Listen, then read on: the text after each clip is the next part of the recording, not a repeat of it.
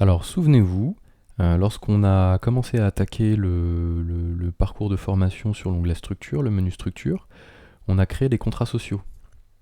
Les contrats sociaux, souvenez-vous, dans liste, contrats sociaux, et c'est tout ce qui est contrat mutuel, prévoyance. Donc on les a créés ici, pour le moment on a juste créé les contrats et on ne les a pas rattachés encore à des salariés. Prenons l'exemple du contrat de la mutuelle, on a ouvert et on a dit, bah voilà, la référence du contrat c'est ça, la caisse de rattachement de cotisation c'est celle-ci, est-ce qu'il y a une code des options retenues par les salariés, etc., etc. Donc on a juste créé le contrat avec une date de début et une date de fin. Donc là ce que l'on va faire, c'est dans les fiches de personnel, donc toujours reprendre notre exemple, Baptiste. Lorsqu'on double-clique dessus, il y a un onglet. Juste après l'onglet dessus qu'on vient de voir, c'est l'onglet contrats sociaux. Pour le moment, il est vide, puisqu'il va falloir qu'on fasse un rattachement à un contrat social. De dire, Baptiste, à quel contrat social est-il rattaché?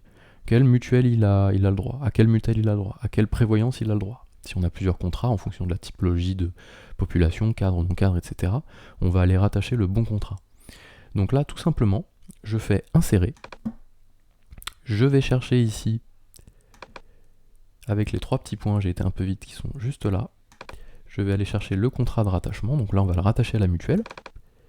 Par défaut, il me récupère toutes les informations. Je peux pour lui les modifier, c'est-à-dire que dans le contrat, j'ai très bien pu mettre une information pour les options retenues de type générique, et pour une personne, aller le modifier à la main. Le nombre d'ayants droit, voilà, est-ce qu'il en fait bénéficier des enfants ou des adultes? Voilà, un adulte, un enfant. La date d'affiliation, donc là on va mettre 010115 pour que ce soit rétroactif, et je valide. Donc là, ce qu'il me fait, c'est qu'il m'enregistre un changement de situation. Souvenez-vous, tout à l'heure, lorsqu'on a modifié une fiche de personnel et qu'on modifiait quelque chose à l'intérieur, il ouvrait une petite fenêtre en disant « Est-ce que vous voulez enregistrer, historiser ce changement ?» Lorsque c'est un vrai changement, on l'enregistre et on l'historise et on fait OK, parce que c'est un vrai changement, il faut qu'il soit gardé en mémoire pour la DASU. Et lorsque ce n'est pas un vrai changement, en fait, il faut plutôt l'annuler.